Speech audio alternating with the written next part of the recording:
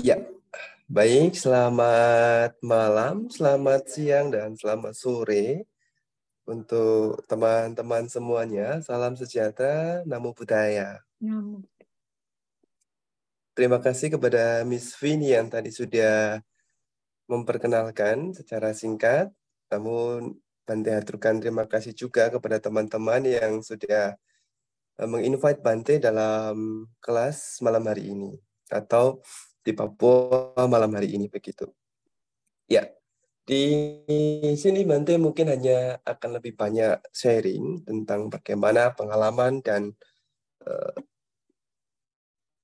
cara kita dalam menerapkan ajaran Buddha untuk keseharian kita, terutama dalam membangun sebuah pikiran yang benar. Ya, teman-teman semuanya, mungkin Bante boleh bantu share screen kan untuk PPT Bante, bisa tidak? Karena Bante tidak ada laptop di sini. Bisa dibantukan biar lebih mudah. Ya, oke Bante, terima kasih. Miss Vini. Boleh ya? Bu Noni, ya silakan. Oh, Bu Noni ya. Ya, tadi Bante kirim ke Pak Iskandar juga sebab. Ya, baik Bante, ditunggu.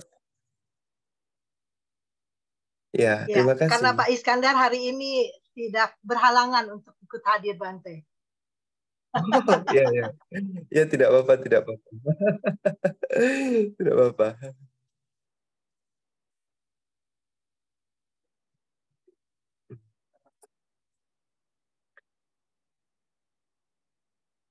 Sambil menunggu. Ya, teman-teman sambil menunggu, Bante ingin menceritakan tentang Bante dulu bahwa saya tinggal di kota Manokwari saat ini di Papua Barat ya. Kalau dari Jakarta sekitar 5 jam begitu, cukup jauh.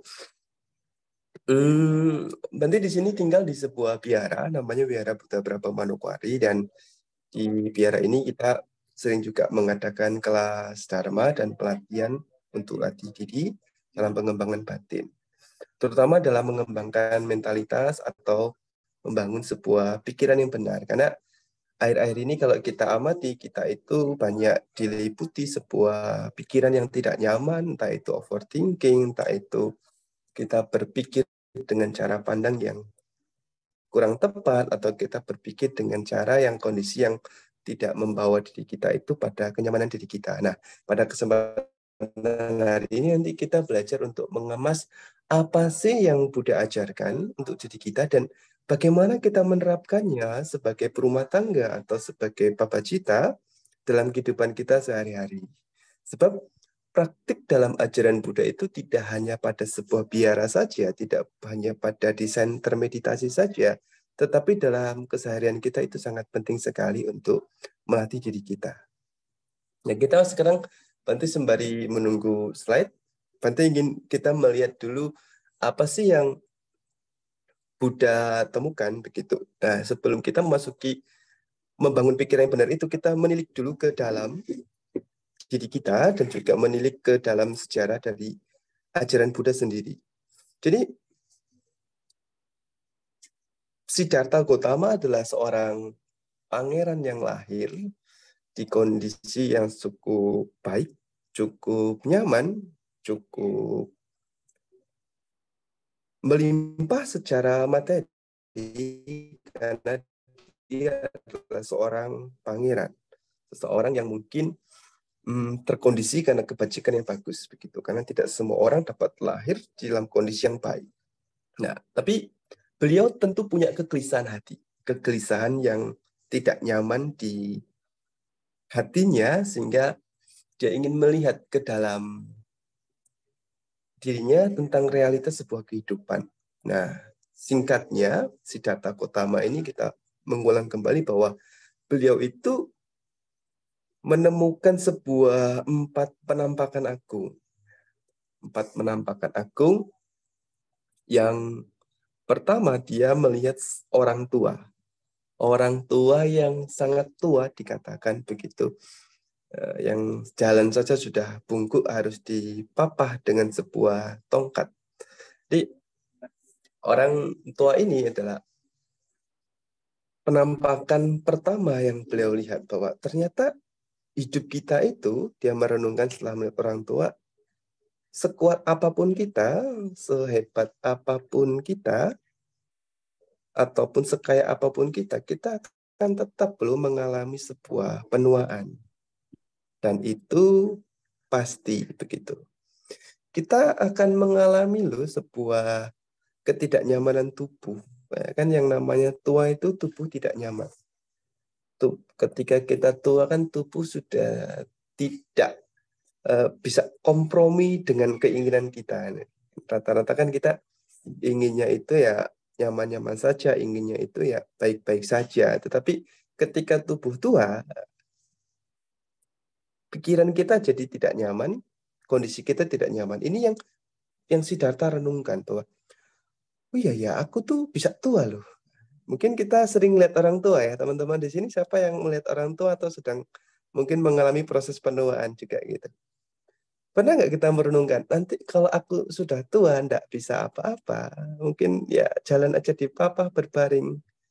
Gimana caranya agar pikiran ini tidak kacau gitu. Sedangkan mungkin kita fever saja, atau panas aja, atau sakit gigi saja.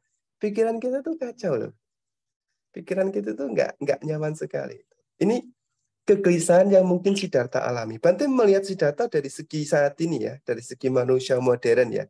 Kan manusia modern itu kan sumpek, mudah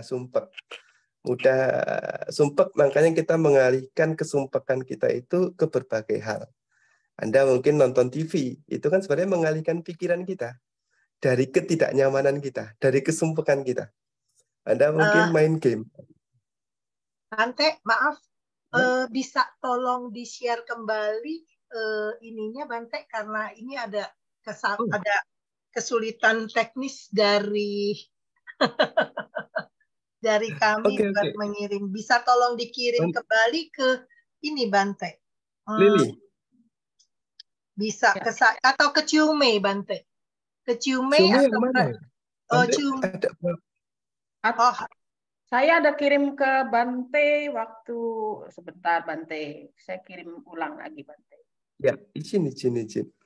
Sebentar Bante. Oh, yang dari Papua kemarin bukan? Iya betul Bante. Yang saya belum itu Bante. Betul. Itu saya belum save ini ya nomornya. Boleh. Oh nggak apa-apa Bante. Sebentar saya kirim lagi deh Bante. Bentar. Ya, boleh. Maaf ya Bante. Enggak perlu minta maaf. Kita belajar untuk bersabar. Bante ada saya kirim tes ke Bante. Itu oh nomor ya, saya. baik. Itu saya kirim ya.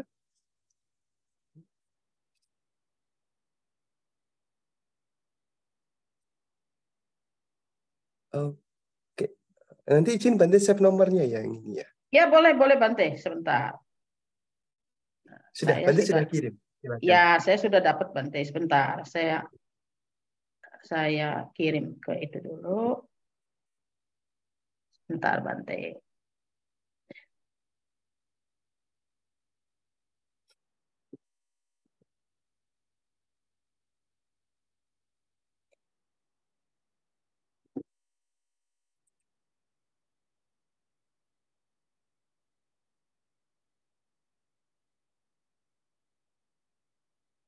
Bentar Bante, mungkin ada sedikit waktu.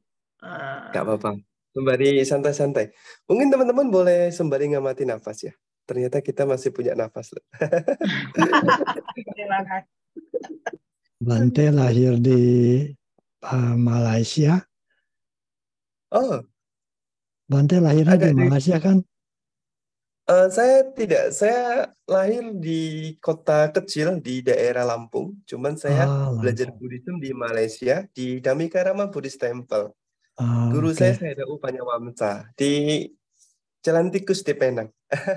Saya kira lahir di Malaysia, bahasa Indonesianya fasih sekali. Enggak. Saya orang Sumatera. Ada orang Sumatera tidak di sini. Oke, saya sudah bisa share sebentar Bante, saya share. Ya, silakan Bante. Oke, terima kasih. Ya. Boleh kita masuk ke slide yang kedua. Oke, menempuh jalan mulia. Oke, berarti lanjut cerita ya. Oh, sorry. Maaf Bante, saya punya Nggak apa-apa. mouse-nya kayaknya rada sedikit Terlalu ini. ya Share. terlalu sensitif. Mouse-nya lihat keju. Oke, kita menempuh Oke, jalan mulia ya. dulu. Kita harus, oke, Bante cerita teman-teman semua bahwa inilah kegundahan yang Siddhartha temui ketika beliau itu melihat orang tua. Kok aku tuh bisa tua ya? Ternyata aku tuh bisa tua. Jadi meskipun aku nanti jadi raja, meskipun aku nanti jadi orang besar, tetap loh aku akan mengalami usia tua gitu. Ini yang beliau renungi, sehingga beliau merenung sekali. Nah, manusia itu rentan ya, ternyata bisa tua gitu. Ini penampakan yang beliau temui. Lalu penampakan kedua yang beliau temui adalah beliau itu melihat orang sakit. Orang yang benar-benar sakit yang dikatakan sudah tidak bisa apa-apa. Mohon maaf, bahkan mungkin kalau kita lihat saat ini sudah berbaring yang makan dan buang hajat atau air pun di tempatnya begitu. Ketika melihat orang sakit, dia bertanya-tanya, ini siapa ya? Apakah ini manusia? Lalu Cana kan menekankan, ya tentu ini manusia, Pangeran. Ini sama seperti kita manusia, cuman dia sedang sakit gitu. Jangan disentuh, nanti sakitnya bisa menular gitu, katakan si Cana. Lalu Siddhartha merenungkan, oh ternyata manusia itu bisa sakit ya. Padahal kita tuh sudah mencoba, sudah berdoa supaya tidak sakit. Kan kita sering berdoa ke biara, ke kelenteng ataupun ke rumah-rumah ibadah supaya mohon untuk tidak sakit, mohon untuk sehat gitu. Tapi realitanya tetap kita akan mengalami sakit kok. Kita tetap akan mengalami ketidaksehatan gitu. Tetap sakit. Ini yang jadi dilema gitu. Ternyata manusia itu bisa sakit loh ya. Manusia itu bisa menderita. Manusia itu tidak bisa apa-apa gitu. Manusia tidak berdaya, tidak bisa apa-apa, dan ketika dia mengalami itu, ya dia tidak bisa membantu apapun itu. Tidak bisa membantu apapun. Ini yang menggelisahkan diri dia, membuat dia itu sumpah. Dia merenungkan terus begitu. Ini yang Siddhartha renungkan. Ya, mungkin ini yang membedakan Siddhartha dengan kita ya. Kita itu kan sudah sering lihat orang tua. Ya mungkin rawat orang tua sendiri. Kita mungkin sudah melihat orang sakit yang berapa kali kita mungkin menengok sahabat kita yang sakit. Tetapi batin kita tidak terdesak. Batin kita tidak terdesak. Nah, batin yang terdesak ini atau hati yang bergetar inilah ini karuna gitu. Kasih sayang yang kuat bahwa ternyata tubuh kita itu mengalami sakit. Ini yang membuat Siddhartha tuh gelisah sekali, gak nyaman sekali. Sampai yang ketiga, dia tuh ketemu dengan yang namanya, yaitu orang yang meninggal, yang mau dikremasi. Diceritakan bahwa ketika mau dikremasi, orang-orang pada menangis, kok dia diam saja gitu. Ini gelisah, ini kenapa ya? Kok dia diam saja? Cana bilang, oh dia itu mati, orang mati. Loh, mati? Apa itu mati? Saking dia nggak taunya itu orang mati seperti apa. Cana bilang, orang mati itu orang yang nggak bisa hidup lagi, yang orang nggak bisa apa-apa gitu. Sehingga dia merenungkan, ternyata kita itu sebagai manusia itu sangat rentan. Selain kita akan mengalami tua, kita akan mengalami sakit, yuk kita juga pasti akan mati loh. Jadi kita itu sangat rentan sekali, kita itu sangat tidak nyaman sekali dengan kondisi kita. Ini yang mendesak batinnya, sehingga dia itu merasa sumpek sekali. Istilah sekarang sumpek ya, Bante pakai istilah sekarang, yang dimana batinnya itu gelisah sekali. Ya coba kita renungkan secara mendalam. Nah, kita tahu besok kita tuh akan mati, besok kita akan mati, kan kita sumpek, gelisah, nggak nyaman gitu. Pikiran kita kacau gitu. Saya banyak sekali mendapati orang yang sakit, sakitnya sudah parah sekali, nggak bisa apa-apa, itu terkadang malah ketemu kita itu minta, Bante tolong doakan supaya saya cepat meninggal. Itu sering terjadi. Artinya apa? Batinnya, pikirannya tidak mampu untuk menghadapi realita yang ada. Jadi kegelisahan inilah yang membuat Siddhartha itu nggak nyaman sekali. Sampai terakhir kali dia melihat sebuah penampakan atau sebuah pertemuan dengan seorang pertapa.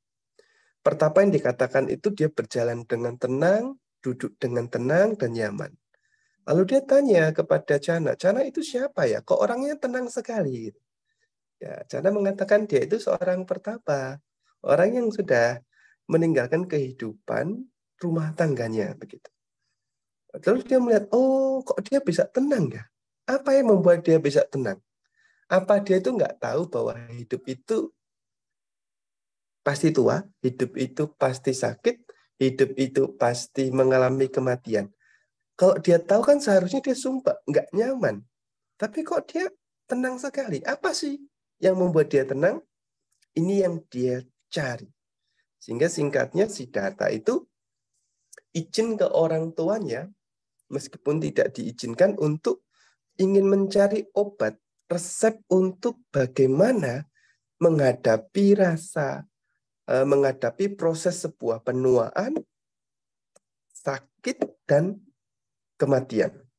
Karena 3 hal ini itu tentu membayangi diri kita. Mungkin kita bilang, Bante, aku tuh sudah siap loh untuk meninggal. Tetapi ketika kematian itu muncul, pikiran kita bisa kacau. Saya mengamati diri saya sendiri ketika saya di Papua ya. Di Papua itu saya mengalami namanya sakit malaria. Di Papua itu sakit malaria. Malaria di Papua itu berbeda dengan di Sumatera. Karena ada yang namanya teresia, yaitu sampai tingkat di mana kepala kita sakit sekali, nggak nyaman. Gitu. Bisa panas sekali. Ketika sakit sekali di bagian kepala, nggak nyaman sekali, itu batin kita tidak terkendali. Susah. Sulit mengatasi, menerima sakit yang kita tuh benar-benar nggak nyaman. Nggak percaya nanti kalau Anda ke Papua, kalau dapat malaria pasti merasakan. Kalau ke Papua gitu ya. Atau mungkin pernah sakit parah yang ya mungkin Anda menghadapi sebuah dilema ketidaknyamanan yang besar. Itu ketika kita sakit sekali di tubuh, pikiran kita kacau. Jika batin kita tidak terlatih.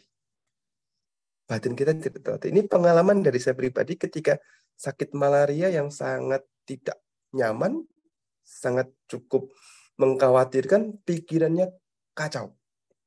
Tak terkendali. Semua tulang sakit, menderita sekali. Jadi pikiran kita itu jika tidak terlatih itu tidak stabil sekali gitu.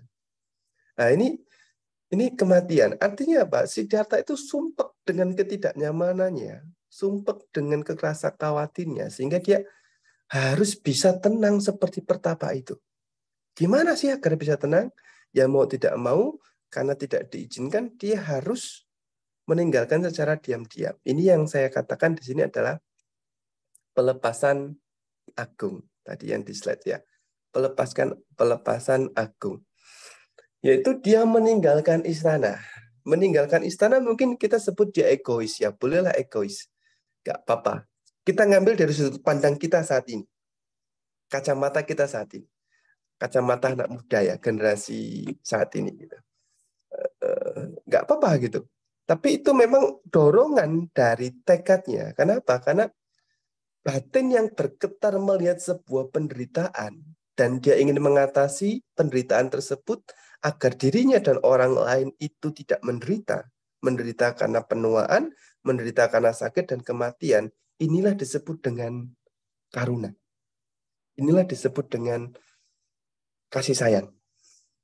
Atau cinta yang universal. Begitu. Ini yang dilakukan Siddhartha. Sehingga dia melepaskan kehidupan duniawi, meninggalkan istana.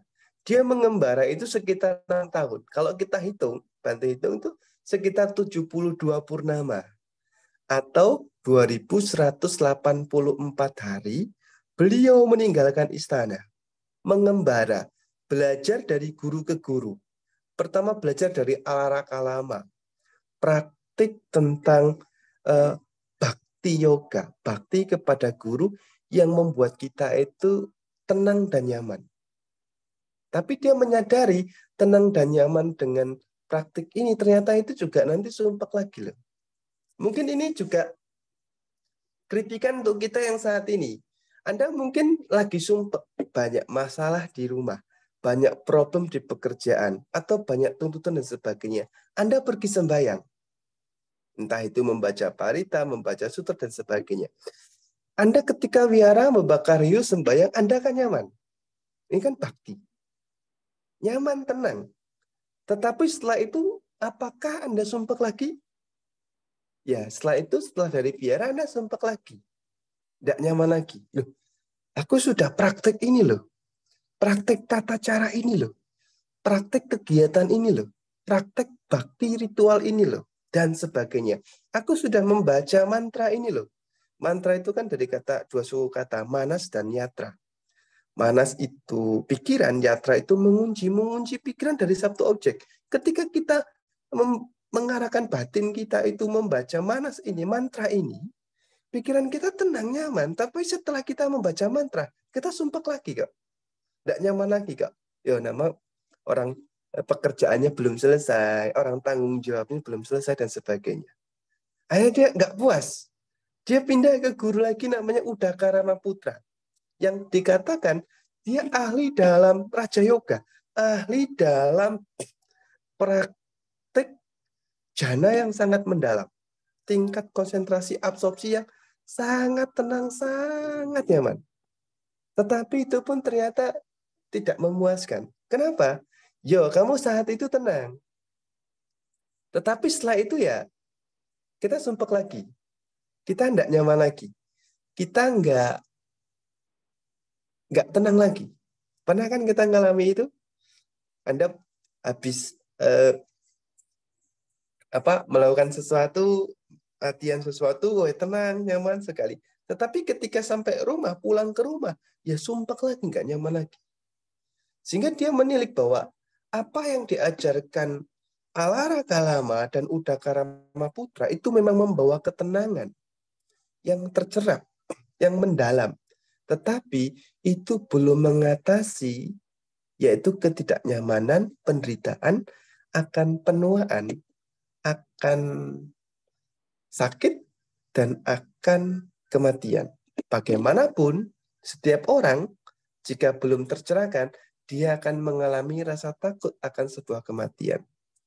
Sehingga dia betapa keras sendiri, praktek sendiri di Uruwela, mengadopsi pertapaan yang sangat keras di era itu, sehingga menyiksa tubuhnya. Dan ternyata ketika dia berpraktek puasa terus-menerus, praktek bertapa terus-menerus, pranayama, menapas terus-menerus, ternyata itu tidak membuahkan sebuah hasil apapun.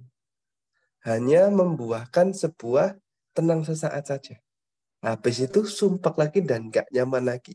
Hingga akhirnya dia menemukan satu teknik, yaitu mengenali kembali bahwa masa kecilnya dia pernah tenang, yaitu dalam pengamatan nafas, sehingga dia menemukan satu teknik yang kita sebut mengenalnya dengan Vipassana. Yaitu saya sering menyebut Vipassana dalam bahasa saya saat ini adalah pembedahan batin. Sehingga saat itu dia mencapai kebudaan atau mencapai kebodian, kebudaan yang sadar, yang telah bangun. Makanya kalau kita mencapai kebudaan itu berarti kita eling lan kitanya itu tajam sekali begitu. Ini kebudaan. Semua orang dapat mencapai kebudaan. Makanya dalam praktek Buddhism siapapun dapat mencapai kebudaan, entah itu dalam versi Sawaka ataupun sama Paceka Buddha ataupun sama Buddha. Semua adalah seorang arahata, semua orang seorang kebudaan begitu.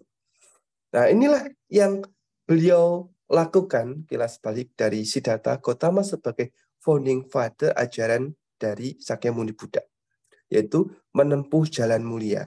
Lalu apa sih yang Buddha sadari? Kesadaran apa yang Buddha pahami dan apa yang Buddha temukan sehingga dia itu mencapai kebudaan? Yuk kita masuk ke slide berikutnya.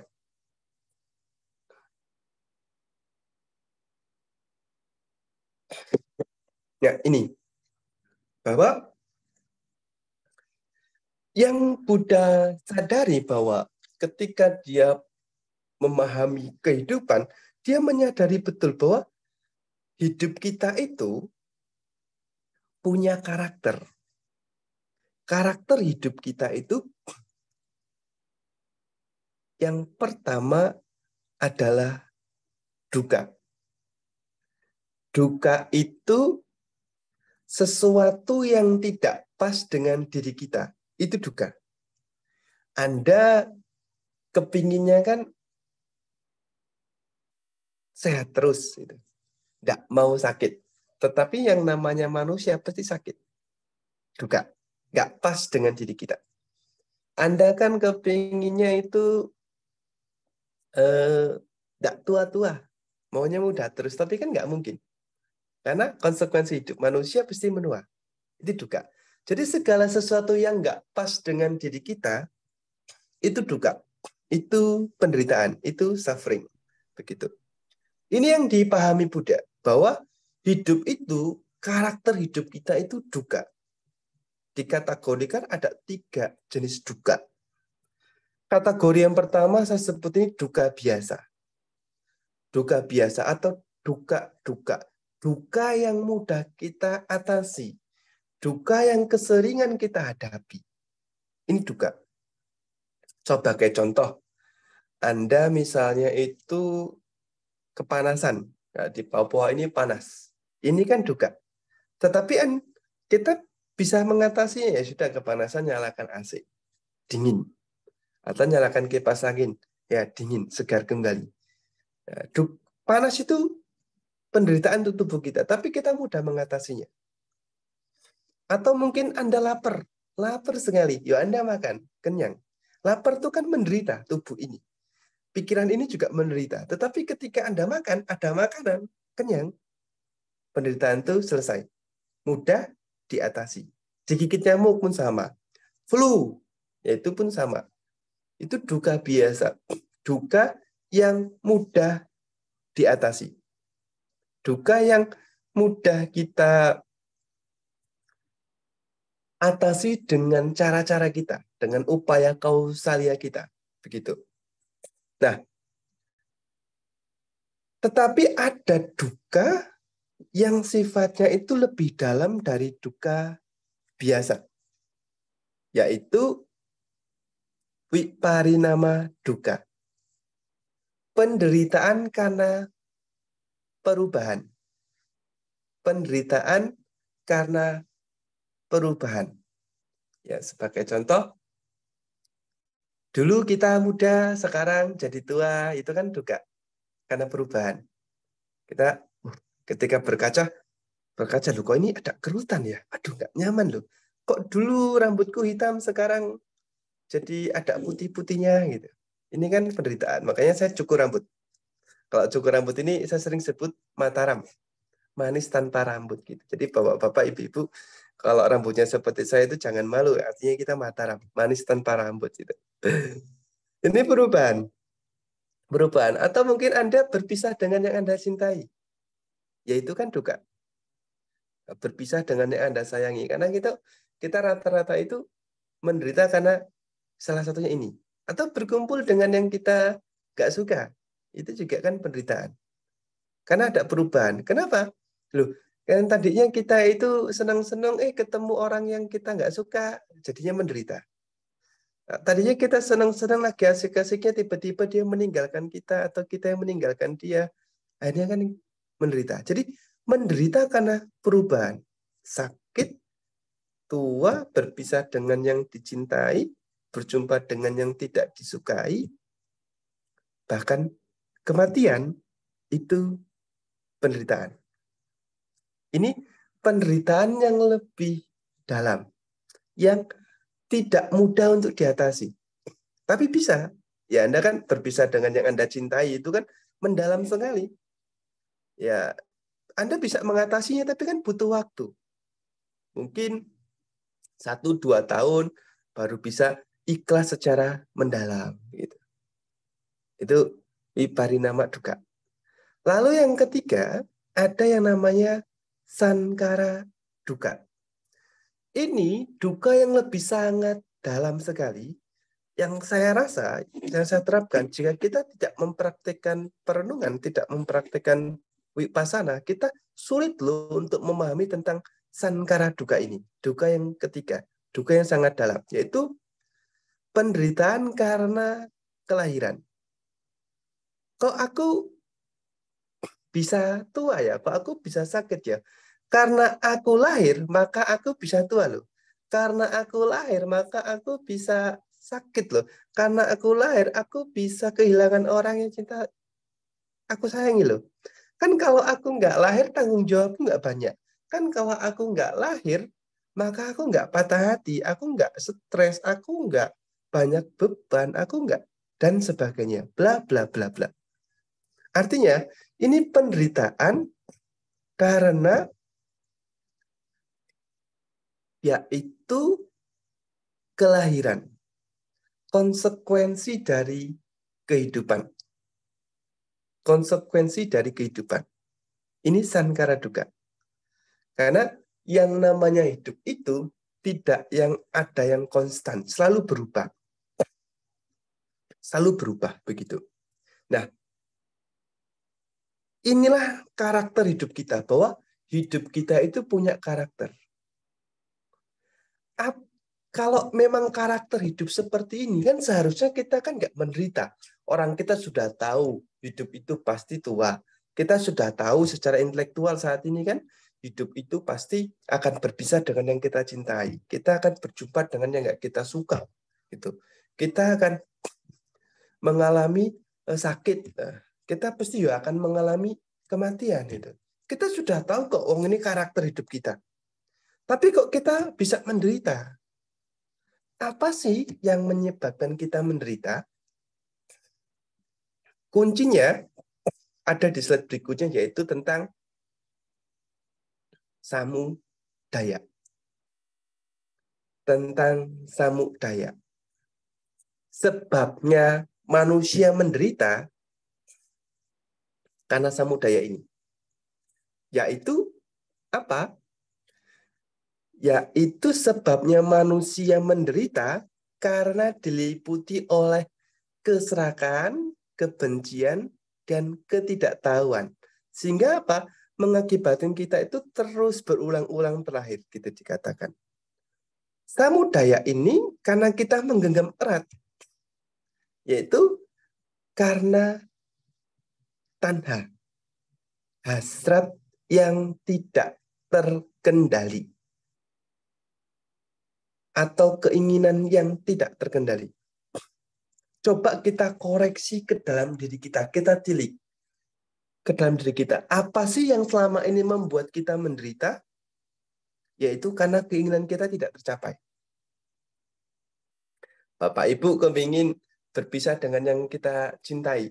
Kok kita bisa menderita? Ya karena keinginan kita itu nggak mau berpisah. Maunya sama-sama terus. Ya, sama-sama terus. Karena keinginan ini nggak tercapai, keinginan ini tidak terkondisi, kita menderita. Kita koreksi ke dalam hati kita yang mendalam ya teman-teman semuanya, bahwa yuk coba cek, apa sih yang selama ini membuat saya menderita? Pasti ujungnya ketemu, karena apa? Karena keinginan kita itu nggak tercapai. Nggak sesuai dengan harapan-harapan kita. Jadi korelasinya adalah semakin besar hasratmu, maka korelasinya kamu akan semakin menderita, semakin kecewa. Maka jika hasratmu tidak terkendali, ya kamu akan semakin awidya, semakin bodoh. Semakin hasratmu tidak terkendali, maka kamu semakin bodoh, semakin menggenggam, semakin melekati.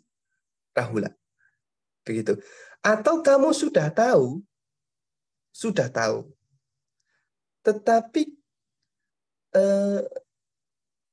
kita itu hasratnya nggak habis-habis. Ya kita menderita. Atau kamu memang tidak tahu bahwa hasrat itu tidak habis-habis, kamu bisa menderita. Karena yang namanya hasrat atau keinginan itu tidak ada habisnya. Bante sering mengistilahkan itu dengan segitiga ya. Ini Bante tidak ada segitiga di sini. Bante pakai buku ini, kebetulan lagi buku baca bukunya Master Cheng Yen. Ya ini anggap aja segitiga seperti ini Bapak Ibu ya. Nah, ini ada segitiga. Ini titik pertama, titik kedua, titik ketiga. Begitu. Anda ingin hasrat apa? Ingin keinginan apa? Oh, aku ingin sukses. Anda inginnya sukses. Lalu Anda mengkondisikan Anda ingin sukses. Dan setelah Anda mengkondisikan ingin sukses, tercapai. Kalau tercapai, Anda senang. Tapi kalau tidak tercapai, Anda kecewa. Anda menderita. Begitu. Nah, kalau umpamanya tercapai, apakah keinginan itu akan berhenti di sini? Tidak. Pencapaian itu akan menjadi keinginan yang baru. Aku kalau sudah sukses, berarti aku harus punya ini. Apapun itu. Lalu Anda mengkondisikannya kembali. Lalu, kalau tercapai, senang, tidak tercapai, menderita. Apakah berhenti sini? Tidak. Terus begitu. Ini circle-nya. Circle hasrat. Circle keinginan. Segitiga ini. Jadi kita, di dunia ini, kita mampu mendapatkan apapun yang kita inginkan. Tapi kita nggak bisa menggenggamnya erat-erat. Pelan-pelan akan mengurai dan pergi. Jadi kalau hasrat kita itu terus-menerus tak terkendali, maka konsekuensinya kita akan menderita. Nggak akan puas. Makanya kita tuh selalu sibuk. Makanya teman-teman kalau duduk meditasi, amati coba, pikiran kita itu kan seperti televisi, tontonan yang nggak pernah selesai. Ada saja gambaran-gambaran yang muncul, terus begitu. Makanya guru selalu mengatakan, yuk coba amati itu, arahkan kembali ke nafas objek. Terus, sebab kenapa? Ini pikiran tidak pernah ada berhentinya. Hasrat kita pun sama seperti pikiran ini. Tidak pernah ada hentinya. Bante kan kaya perlu. Bante kan itu perlu. Ya, tidak apa-apa. Kamu ingin sukses, ingin kaya, ingin apapun, tidak apa-apa. Yang terpenting, jangan tak terkendali. Harus tahu diri, tahu posisi. Ya tahu diri bahwa kita itu apapun yang kita mau itu tidak pernah ada habisnya. Tahu diri. Posisinya apa? Posisinya apapun yang kita capai itu selalu tidak akan pernah memuaskan diri kita. Pernah nggak ada makanan yang memuaskan diri kita? Nggak pernah. Anda kepingin makan Indomie, Anda kepingin makan apapun itu yang menurut Anda enak. Tetap nanti ketika Anda sudah makan, Anda nggak puas. Kepingin lagi, kepingin lagi, kepingin lagi. Ini jadi kita. Inilah yang membuat kita menderita. Disebut samudaya. Tapi Siddhartha menjadi Buddha, dia menemukan bebas dari itu semua. Ini disebut dengan Nirodha yang ada di slide berikutnya. Yaitu Nirodha atau Nirwana atau Nibbana. Nirodha itu apa? Nirodha itu atau Nirwana itu atau Nibbana itu adalah sebuah tempat, bukan sebuah tempat, melainkan keadaan kondisi batin kita yang sudah bebas dari yang namanya yaitu keserakahan, kebencian, dan juga ketidaktahuan, avidya itu sendiri. Jadi batin kita sudah jernih. Nibbana itu sebuah kondisi yang sudah tidak terjelaskan, yang sudah tidak terceritakan. Kalau kita berbicara surga, itu kan sudah sangat materi banget gitu. Surga yang sering kita ceritakan kan materi sekali. Yaitu surga itu beristana, surga itu ya banyak bidadari, surga itu ya banyak dewa, banyak dewi begitu. Surga itu ya bisa ini dan itu. Itu kan materi banget. Tapi kalau nibbana itu bukan surga. Nibbana itu sesuatu yang sudah tak terjelaskan. Ya seperti lilin yang padam, sumbu dan perangkatnya itu padam semua, habis semua, kemana lilin itu? Ya sudah tak terjelaskan. Atau seperti sebuah langkah yang di pinggir pantai yang terhapus oleh ombak. Ya sudah, selesai. Artinya selesai, kita sudah tidak punya tanggungan karma lagi, dan kita sudah tidak menghasilkan sebuah buah karma lagi, entah itu baik atau buruk. Hidup kita tuntas. Hidup kita selesai. Kita sudah bebas dari lingkaran samsara, sudah bebas dari lingkaran tumimba lahir 31 alam kehidupan. Ini niroda. Dan untuk mencapai ini, kita bisa mencapai tanpa kita harus mati dulu. Kalau kita mau masuk surga, kan mungkin dikatakan kita ya mati dulu baru terakhir di alam surga. Tetapi ini ibarat tidak. Saat kita jadi manusia, kita bisa mencapai karena ini kondisi batin yang tentrem, yang tuntas. Caranya gimana? Caranya yaitu dengan menerapkan namanya Hasta Arya Magga. Kita masuk ke slide berikutnya. Hasta Arya Magga atau Magga. Magga itu jalan. Ini loh jalan. Disebut dengan Ekayano Mago. Hanya ada satu jalan untuk mencapai. Tempuhlah ini. Tempuhlah 8 jalan ini. Praktekkan 8 jalan ini. Kita akan bebas. 8 jalan ini adalah jalan untuk mencapai. Ketika kita praktek vipassana, kita mempraktekkan 8 jalan ini. 8 jalan ini kita bisa bagi menjadi 3 bagian. Yang pertama kebijaksanaan, yang kedua moralitas, yang ketiga konsentrasi. Hari ini kita membangun pikiran yang benar. Artinya kita masuk ke yang kebijaksanaan. Jadi kalau kita menempuh ini, kita tempuh salah satunya dulu, maka semuanya akan kita tempuh. Dimulai dari apa? Dari pengertian benar atau pandangan yang benar. Dalam hidup kita harus punya pandangan yang benar tentang apa? Yaitu tentang namanya 4 kebenaran mulia, tentang tilakana, anicca, dukkha, dan anatta. Yang ketiga tentang pratitya samuppada, dan yang keempat tentang hukum karma. Dan yang kedua yaitu pikiran benar, berpikir benar, yang akan kita kemas di temanya, yaitu berpikir benar. Gimana sih cara kita itu membangun berpikir benar? Sebagai Buddhis kita harus tahu betul cara berpikir kita. Karena cara berpikir kita inilah yang akan menentukan sikap dan kehidupan kita. Bicara-bicara kita, cara perilaku kita itu cerminan dari pikiran kita. Cerminan dari diri kita. Ini disebut dengan pikiran benar atau sama sankappa. Bagaimana cara berpikir benar? Kalau kita mau berpikir benar, ya, yang pertama itu kita berpikir benar itu kalau kita berpikir sifatnya nekama.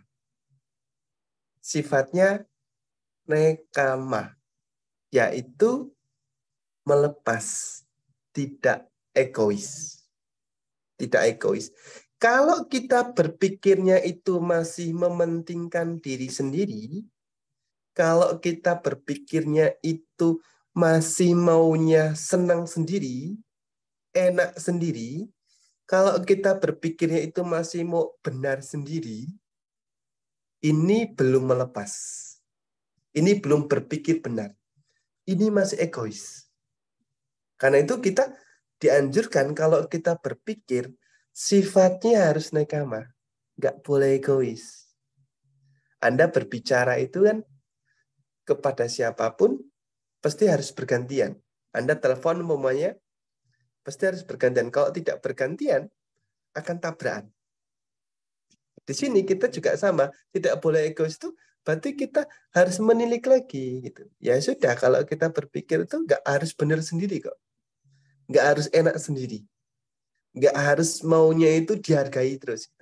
Selama kita masih mementingkan diri sendiri, selama kita masih maunya enak sendiri, senang sendiri, maunya benar sendiri, kita belum berpikir benar. Ini yang pertama. Lalu yang kedua, ketika kita berpikir benar itu sifatnya abyapada, yaitu itikadnya cinta kasih. Itikadnya cinta kasih. Kalau kita berpikir itikadnya cinta kasih, yaitu kita berpikir bukan karena itikadnya jahat. Makanya dalam Karanaya Metta Sutta kan dikatakan, jangan karena engkau marah dan benci, lalu engkau mengharapkan orang lain celaka. Kalau kita mengharapkan orang lain celaka, kita belum berpikir benar. Bantu saya nggak pernah mengharapkan orang lain celaka lah, Bantu. Biar karma yang membalasnya. Kita mengharapkan karma yang membalasnya. Artinya itu kita masih berpikir nggak jahat. Berpikir itu masih jahat loh itu. Belum berpikir benar loh itu. Kenapa? Kasih masih mengharapkan orang lain tetap celaka kok. Masih jahat. Kalau kita berpikir itu karena marah, kalau kita berpikir karena benci, karena dendam, itu belum berpikir benar. Karena itu, kalau kita mau berpikir benar, yuk kita bangun. Bangun dengan apa? Dengan membangun berpikir itikadnya cinta kasih. Itikadnya cinta kasih. Lalu yang ketiga, yaitu kalau kita berpikir sifatnya ahimsa. Ahimsa. Kita dulu sering membaca riwayat Mahatma Gandhi sering mengatakan ahimsa, yaitu tidak kejam. Ternyata di Buddhis ini dibahas dalam pikiran benar. Bahwa kita kalau berpikir itu sifatnya tidak boleh kejam. Sifatnya tidak boleh jahat, sifatnya tidak boleh mengharapkan orang lain celaka. Selama kita masih berpikirnya kejam, berpikirnya mengharapkan orang lain celaka, berpikirnya itu ini dan itu, berpikir jahat, itu belum berpikir benar. Makanya bagi saya, membangun pikiran benar itu sesuatu yang tidak mudah, tapi bisa kita lakukan kalau kita mengemasnya dalam keseharian kita. Nah, kita sebagai seorang pengikut ajaran Buddha, sebagai siswa Buddha, apa sih yang harus kita lakukan dalam keseharian kita? Yang harus kita lakukan dalam keseharian kita adalah membangun sikap mental, sikap berpikir yang benar ini. Susah loh Bante, ya susah. Orang kita itu adalah seorang manusia yang sumpek, yang ruwet hidupnya. Yang selalu tidak ada masalah. Selalu ada problem. Itu manusia. Tetapi sesumpek-sumpeknya kita, sebanyak-banyak masalah kita, kalau kita itu siswa Buddha, kita harus menerapkan berpikir benar ini loh. Kenapa? Karena pikiran itu adalah pelopor, dikatakan. Pikiran itu adalah pembentuk. Pikiran itu adalah pemimpin. Pikiran itu adalah karakter dari diri kita. Makanya kalau kita membaca Sancita Sutta, teman-teman boleh sembari googling ya, Sancita Sutta. Itu Buddha mengatakan begini.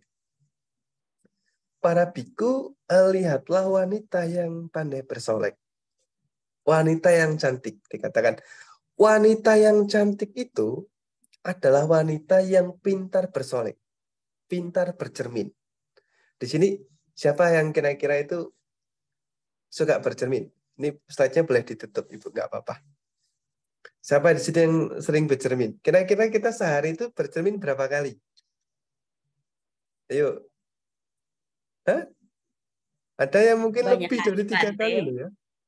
Hari-hari loh ya. Saya bercermin 4 kali, ketawa di 4 depan kali. cermin. Iya. Bangun tidur, Minimal cuci 3 muka kali, ya. Bante. Bercermin. Mau kondangan, bercermin. Mau ke kantor, bercermin. Mau ke mall, bercermin. Bahkan habis dari toilet pun kita bercermin loh. Ya nggak? Nah, Buddha mengatakan, kita itu harus belajar seperti wanita yang cantik. Wanita yang cantik itu suka bercermin. Dia akan bercermin melihat dirinya sendiri. Kalau dia wanita cantik itu ketika dia melihat cermin, dia melihat ada noda tidak di wajahnya. Jika ada noda, dia akan bersihkan nodanya. Gitu.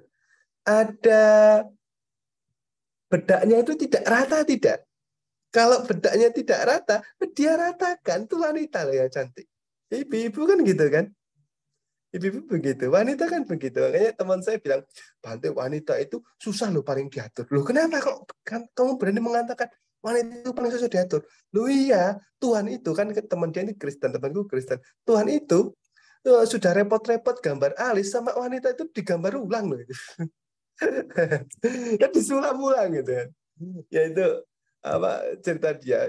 Amati benar juga. Tapi memang wanita yang cantik begitu. Selalu mengamati. Kalau ada yang nggak rata, alisnya nggak rata, dia gambar ulang kok. Kita pun harus seperti itu. Harus sering bercermin. Bercermin ke apa? Ke dalam diri kita. Makanya di dalam Dhammanusati itu dikatakan, yaitu sanditiko akaliko eipasiko opana yiko.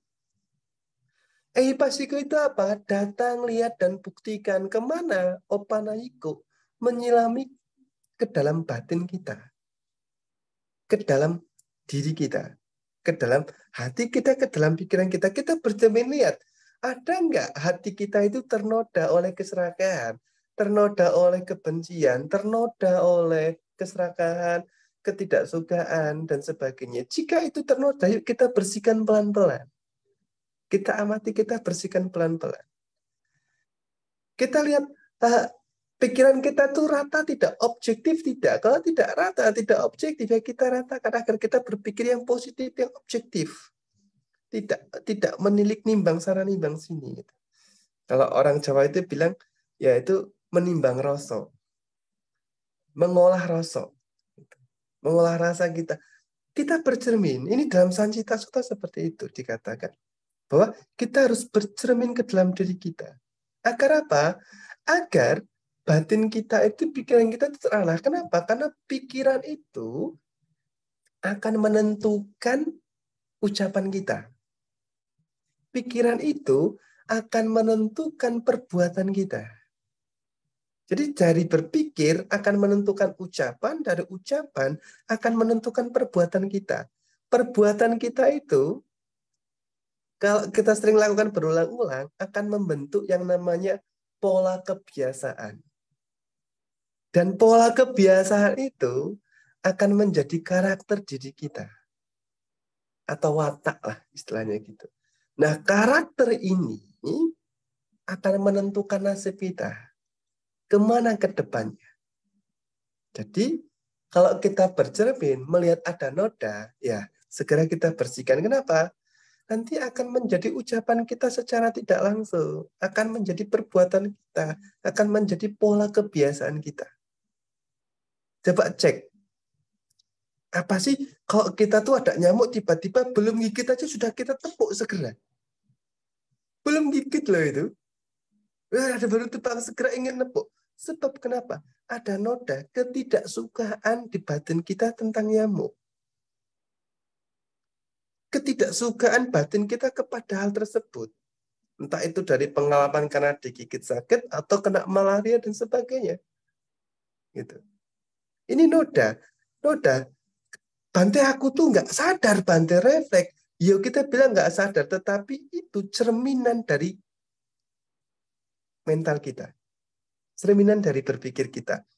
Makanya banyak orang tua cecok dengan anak itu. Kenapa?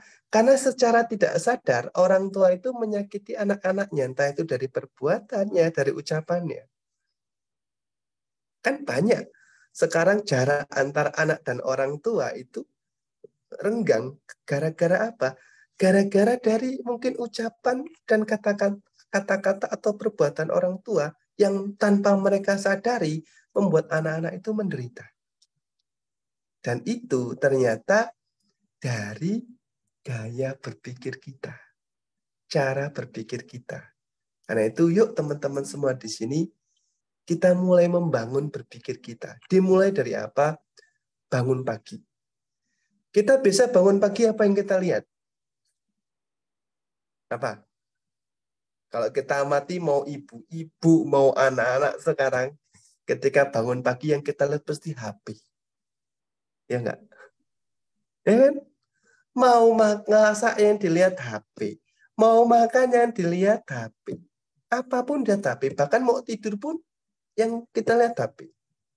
24 jam kehidupan kita itu, yang paling dekat dengan diri kita kan handphone. Makanya kalau Anda sumpek, Anda menderita, Anda mengalihkan diri Anda ke handphone. Apapun itu. Loh ya, coba amati diri kita sendiri. Kalau Anda sedang jalan berdua dengan teman, lalu tiba-tiba teman Anda buka HP, secara tidak sadar kita kepingin lihat HP kita juga. Padahal HP kita nggak ada notif. Loh, ini sudah terekam di cara berpikir kita, gudang kesadaran kita. Artinya apa? Kita harus menilik. Menilik ke dalam diri kita. Karena itu dari pagi, bangun pagi, guru saya mengajarkan untuk membangun pikiran benar. Dari apa? Dari mengingat Buddha dulu. Bangun pagi Anda sebelum ke kamar mandi, Anda bisa katakan, Budang saranang gacami, Dhammang saranang gacami, Sanggang saranang gacami. Ini itu afirmasi ke dalam batin kita, pikiran kita untuk mengingat Buddha. Karena mengingat Buddha itu lebih susah daripada mengingat hal yang lain. Lah ya kan? Loh kita suruh duduk meditasi. Mungkin gurunya itu ingat Buddha, tapi pikiran kita itu kan bercabang-cabang. Yang dipikir tuh banyak overthinking. Bahkan ketika mau tidur pun susah gitu. Semakin nggak bisa tidur, dipaksakan untuk tidur, semakin nggak bisa tidur. Itu manusia. Pikirannya kacau. Kacau sekali. Karena itu dibangun pagi hari, coba daripada Anda langsung lihat handphone, matikan apapun, lihat apa ini, ngapain. Ingat Buddha dulu. Budang saranang gacami. Baru Anda boleh lihat handphone ke kamar mandi dan sebagainya, mengulang sila, duduk meditasi. Duduk meditasi. Ini kita seorang Buddhis role-nya seperti itu. Bangun pagi, mengulang tisarana, ya, mengingat Buddha Dhamma Sangha, aktivitas ke kamar mandi, praktik chanting, dan meditasi. Setelah itu Anda bisa praktek yoga dan sebagainya. Saya pagi pasti selalu menerapkan yoga juga. Kenapa? Karena untuk membangun pikiran yang segar, itu juga harus dikondisikan olahraga yang baik. Karena ketika kita olahraga itu mengalirkan energi negatif dalam diri kita. Pikiran negatif dalam diri kita. Ketidaknyamanan itu kita alirkan dari sebuah gerak olahraga. Dari keringat dan sebagainya. Habis itu apa? Habis itu ketika Anda mau masak aktivitas apapun, Anda nyaman. Dan gunakan barang yang paling dekat dengan kita, Pak. HP ini ya. HP ini saya ada HP di sini. Gunakan ini sebagai mindfulness bell. Ingat, Anda itu orang yang sibuk. Kita itu saat ini manusia yang sangat sibuk. Bahkan saking sibuknya itu, mungkin kita mau meninggal pun aku masih sibuk gitu. Masih sibuk. Gak seperti zaman dulu. Zaman dulu Buddha sudah tahu kan. Oh ya ini Siddhartha tahu bahwa aku tuh akan mati kok itu. Sudah aku tinggalkan semuanya. Aku praktik agar aku menemukan obat. Kalau kita kan tidak bisa gitu. Kita sering lihat orang sakit, kita sering lihat orang tua, kita sering lihat orang meninggal, tapi kan kita nggak sadar-sadar. Seakan-akan usia kita itu tetap panjang. Nggak nyaman-nyaman. Karena itu, gunakan media yang ada di diri kita. Handphone. Saya sering pasang disebut mindfulness bell. Saya setting 15 menit sekali untuk berbunyi. Setting. Ketika saya sedang tidak rapat, sedang tidak mengajar, itu saya setting.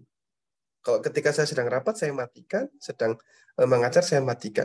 Saya setting, sehingga ketika 15 menit sekali, ada bunyi bel, ya sudah, saya meluangkan waktu untuk minimal itu 4-3 kali nafas dengan nyaman.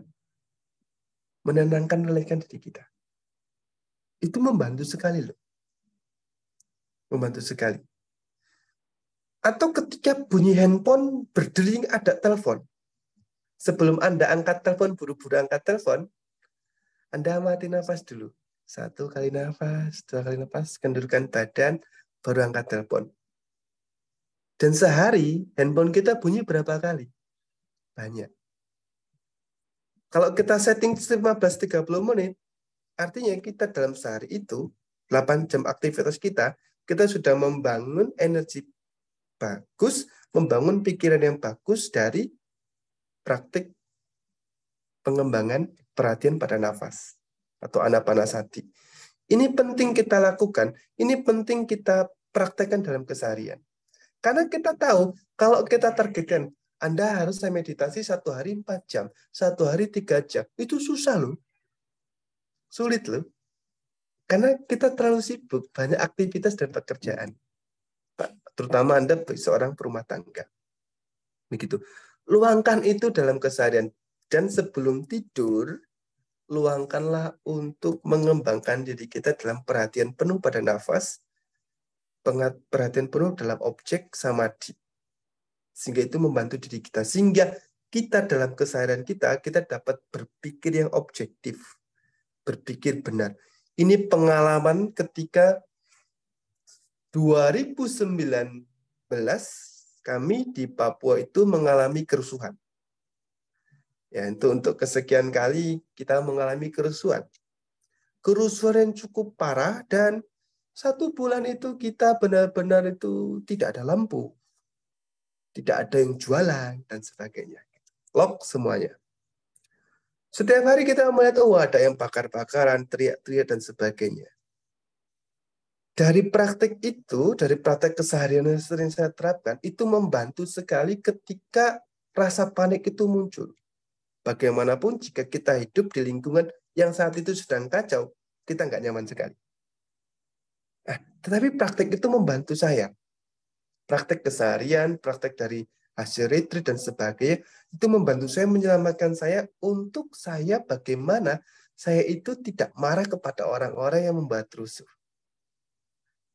Saya tidak benci kepada mereka yang mungkin mereka hanya ikut-ikutan merusak dan sebagainya. Karena mereka juga korban, mereka juga menderita sama seperti kita saat ini yang korban menderita.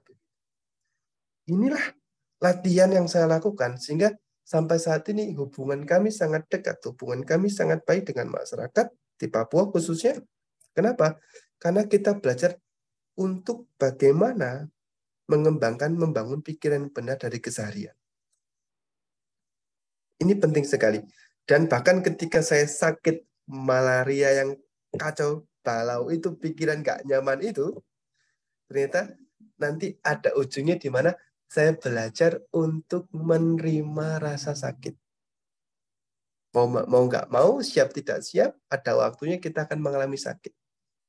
Disinilah saya belajar untuk memahami, makanya saya menulis moto saya dalam sosial media itu, agar teman-teman mengetahui, yaitu belajar untuk terima, senyum, dan lepaskan. Dari berpikir benar. Kalau kita sudah berpikir benar, ya apapun yang terjadi pada diri kita, entah itu yang membuat kita nyaman dan tidak nyaman, ya kita belajar untuk menerima. Memang itulah konsekuensi hidup. Sama dengan kita bernafas. Kalau kita bernafas itu membuat kita hidup usia panjang, tetapi membuat sel tubuh kita menua. Nah, makanya kalau Anda nggak kepingin tua, jangan bernafas. Tapi kan nggak mungkin. Nggak mungkin. Kalau saya sudah bisa menerima realita yang ada dari berpikir benar ini, maka saya bisa tersenyum loh. Tersenyum dengan apapun yang terjadi. Sebab saya meyakini bahwa seulas senyuman itu mampu mendamaikan hati yang sedang gelisah. Seulas senyuman. Ya sudah, saya mampu. Ketika ketika saya kehilangan, ketika saya apapun yang terjadi, ya sudah. Sehingga kita bisa berpikir positif. Kami di Papua itu terkadang ya banyak kehilangan apapun. Jadi apapun ya sudah. Kalau barang hilang ataupun kecurian dan sebagainya, ya berarti ada yang orang yang lebih butuh daripada kita. Ya sudah, nyaman-nyaman aja. Kalau sudah bisa tersenyum dengan kondisi apapun diri kita, saya meyakini sekali kita mampu melepas. Mampu melepas, mampu memahami bahwa ya sudah, ini bagian dari diri kita. Ini bagian dari batin kita. Makanya dalam hidup itu, Bapak Ibu semuanya, ada yang harus kita telan meskipun pahit, yaitu keputusan. Harus kita telan meskipun pahit. Kita harus memutuskan diri kita seperti apa meskipun pahit. Ada yang dalam hidup itu, ada yang harus kita terima walaupun sakit, yaitu kepergian. Mau tidak mau, cepat atau lambat, kita akan berpisah dengan orang yang kita cintai. Dan kita harus menerima itu. Dan dalam hidup ini, ada yang harus kita coba walaupun sulit, yaitu keikhlasan. Jadi kita belajar dari sini membangun pikiran benar. Sebab apa? Anda, saya mengalami perubahan, mengalami ketidakkekalan. Dan mau tidak mau, antara diri kita dan orang yang kita sayangi yang dahulu meninggalkan kita. Kenapa? Sebab berpisah dengan yang kita cintai, itu konsekuensi hidup kita. Dan dimanapun Anda berada, Anda akan menemukan orang-orang yang tidak Anda sukai, ataupun yang tidak menyukai Anda. Inilah konsekuensi hidup kita sebagai manusia. Karena ya, jika Anda sudah menerima kehidupan ini, yuk belajar menerima perubahan dan kematian. Karena kematian itu bukan untuk yang tua, bukan untuk yang sakit, bukan juga untuk yang muda, tetapi untuk yang hidup. Yuk belajar menerima agar hidup kita bahagia. Sebagai penutup, ada pesan dari Guru Bante mengatakan seperti ini. Kalau burung bahagia jadi burung, pohon bahagia jadi pohon, kenapa manusia tidak bahagia jadi manusia? Terima kasih. Salam sejahtera untuk kita semuanya. Namo Buddhaya. Terima kasih sekali Bante atas pembabaran namanya. Dan saya mewakili dari IBI mengucapkan banyak terima kasih untuk sharing damanya hari ini, sehingga kami juga dapat menerapkannya dalam kehidupan sehari-hari. Semoga semua makhluk hidup berbahagia. Namo Buddhaya Bante. Namo Buddhaya.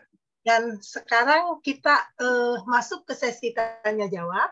Sebelumnya saya ingin tanya ke Bante, karena ini sudah jam 11.24, Bante masih ada waktu berapa lama ya Bante kira-kira? Bisa kasih waktu untuk sesi tanya jawab?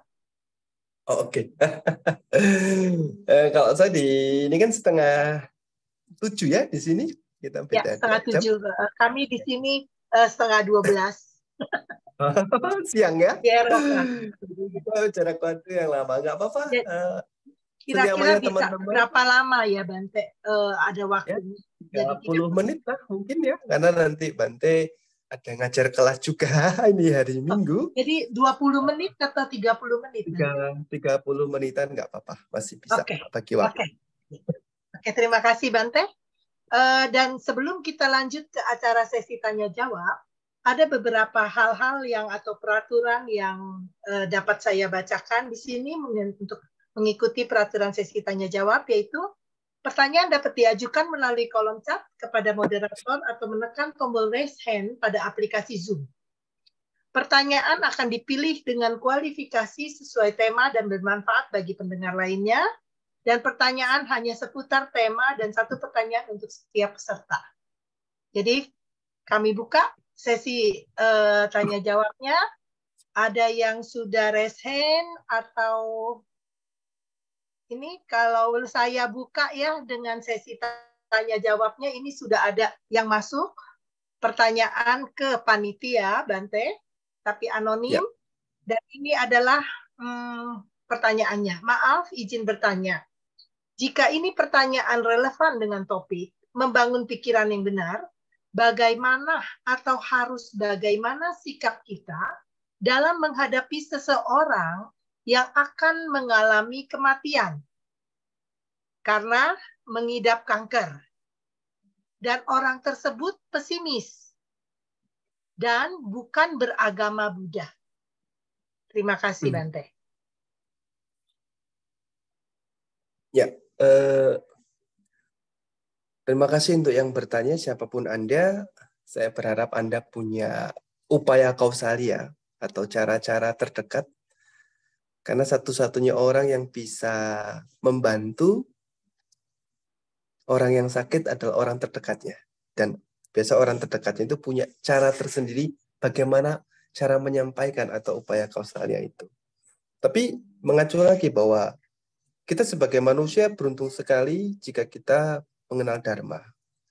Dan jika ada teman kita yang sakit, apalagi menderita sebuah cancer, dan itu membuat dia menderita, tapi dia sangat pesimis, kita sebagai sahabat itu yang pertama adalah menemaninya. Karena manusia itu tidak bisa lari dari rasa kesepian dan ketakutan. Anda boleh mengalihkan rasa takut dan kesepian itu dengan apapun, nonton TV dan sebagainya, tetapi Anda tidak bisa menghindarinya.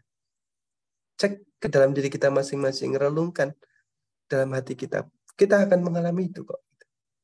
Jadi kita sebagai sahabat, dan mungkin sahabat kita itu tidak mengenal Dharma istilahnya gitu karena bukan Buddhis. Tapi saya rasa dia punya pengertian-pengertian yang bagus. Kita temani dia. Kita belajar menjadi kalyanamita, sahabat yang baik yang mampu mendengarkan keluh kesahnya.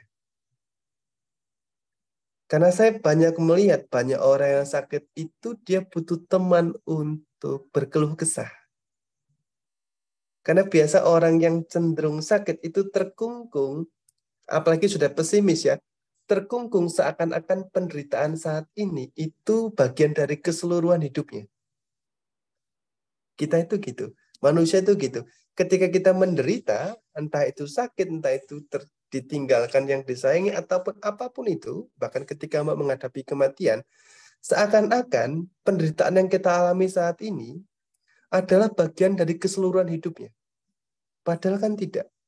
Realitanya kita pernah bahagia kok. Kita pernah bahagia bersama begitu. Ini saya ada pengalaman. Saya punya banyak teman yang kena cancer ya. Ada yang saat ini sudah sembuh begitu. Saya senang sekali ada sahabat yang sudah sembuh, teman Katolik dia sudah sembuh. Tapi ketika dia sangat pesimis sekali. Itu dia merasa aku loh, saya sudah mencoba sebaik mungkin hidup di gereja, mendukung ini dan itu. Kenapa ini terjadi padaku? Right, itu biasa yang dialami orang yang sakit pesimis. Atau dia merasa bahwa aku nggak mau merepotkan keluargaku, aku mau segera cepat meninggalkan ke dunia ini. Terasa berat sekali. Saya sebagai teman, saya pertama adalah mendengarkannya. Saya memahami bahwa dia sedang menderita dan dia butuh teman, dan tidak semua orang itu mampu mendengarkannya. Jadi saya mencoba untuk mendengarkan, dan saya tidak akan memberikan sebuah nasihat kata-kata bijak tertentu. Sebab saya tahu bahwa seseorang yang mungkin sudah berbeda keyakinan, sudah berbeda cara pandang, dia punya kata-kata tersendiri gitu dalam hatinya. Ada konsepnya tersendiri. Tapi yang dia butuhkan adalah ada sahabat. Ada sahabat di sampingnya. Kita mendukung dari situ. Saya mengajak teman yang sakit ini membuka file foto karena dia sudah merasa hopeless, pesimis, hidupnya kok menderita terus, tidak bahagia, kenapa sakit ini terjadi padanya. Saya sebagai teman masa kecilnya, saya menemuinya, lalu saya membawa sebuah file foto. Zaman dulu itu kita, zaman saya kecil tuh foto itu pakai kotak ya, kotak itu dibungkus, dan itu biasa kita ada file foto-foto kecil saya bawa. Saya ajak ngobrol, teman saya lihat, saya buka foto kita masa kecil, saya bilang, lihat dulu kita itu pernah loh, digigit, maaf ya, digigit apa tuh tawon, lebah, tahu lebah nggak ya? Tapi bukan lebah madu, lebah tawon. Karena apa? Karena dulu kita itu ada lebah itu malah kita mainin gitu, kita lempar-lempar sarang, akhirnya kita kena loh, kita banjal-banjal, lalu kita di puskes, lalu lihat dipoto, lah ini kita nih, akhirnya dia bisa tersenyum gitu, dia tersenyum, lalu kita bakal lagi file-file kita bersama-sama kumpul, lalu kita menggugah cara dia untuk melihat bahwa kamu tuh juga pernah bahagia kok, memang kamu saat ini lagi menderita. Dan mungkin penderitaan itu membuat kamu itu benar-benar hopeless sekali, pesimis sekali. Tapi ingat kamu pernah bahagia loh. Saya mengajak dia untuk membangkitkan rasa kebahagiaannya yang pernah dia alami, yang mungkin dia sudah lupa karena penderitaannya. Wah, di situ dia, saya ingat betul mendiang ini, dia sudah meninggal ya. Mendiang teman saya ini akhirnya dia bisa tersenyum, dan saya ketika dia tersenyum itu bagi saya itu sudah miracle tersendiri. Itu cara saya. Karena kita sebagai teman dekat, kalau Anda benar-benar dekat dengan teman Anda yang sakit ini, Anda pasti punya cara loh untuk membantunya. Minimal kita nggak harus berikan quotes-quotes Buddhism, tapi coba bangkitkan kenangan-kenangan yang membahagiakan dalam dirinya. Sebab rata-rata orang yang menderita, orang yang sakit itu terkungkung oleh seakan-akan keseluruhan hidupnya itu menderita. Padahal kan tidak. Dia pernah bahagia bersama kita, bahagia bersama keluarganya, dan sebagainya. Ini sedikit cara saya untuk Anda yang mungkin bisa Anda terapkan. Dan tolong, jika Anda benar-benar sahabat terdekatnya, bantu dia dengan cara mendengarkan. Bantu, mohon sekali, please, mohon sekali, sebagai sahabat yang baik, tolong bantu dengarkan dia. Anda tidak perlu memberikan sebuah solusi, memecahkan masalah, atau berikan kata-kata bijak. Cukup dengarkan secara mendalam. Itu akan sangat membantu. Mungkin itu dari Bante. Terima kasih. Bante, jadi intinya menjadi pendengar yang baik bagi yang menderita ya, Bante. Oke? Jadi saya harapkan juga bagi yang bertanya, ini apakah sudah cukup atau ada teman-teman yang lain yang ingin menambahkan berdasarkan dari pengalaman atau apa, silakan raise hand atau bertanya ke dalam chat kita bersama. Kami buka dan saya rasa akan dipandu oleh teman saya Chu Mei setelah ini. Silakan Saudari Chu Mei. Iya, oke. Terima kasih, Vini. Juga terima kasih atas pertanyaan yang diberikan kepada kami untuk kesempatan ini untuk bisa bertanya kepada Bante.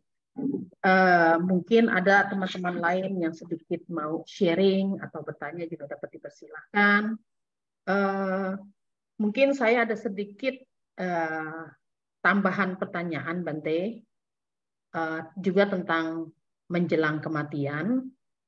Bagaimana sikap kita jika kita menghadapi orang yang dalam kematian ini untuk mengucapkan selamat jalan ataupun selamat bertemu kembali ataupun harap dikuatkan atau bagaimana caranya kita untuk mengucapkan ke orang tersebut yang saya sudah tahu bahwa orang ini akan meninggalkan dunia ini.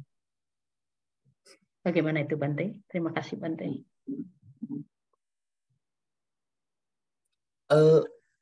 Saya tidak mau mengutip suta apapun ya, saya lebih ke pengalaman. Saya punya sahabat, dia orang yang memotivasi saya jadi biksu. Waktu usia 19 tahun, masuk 20, saya itu ragu. Saya mau jadi biksu atau tidak, begitu. Karena saya masih seorang anak muda yang bimbang, tapi saya sudah sedang praktek spiritual Buddhism. Terutama saya menjadi seorang anagarika dan samanera. Gitu.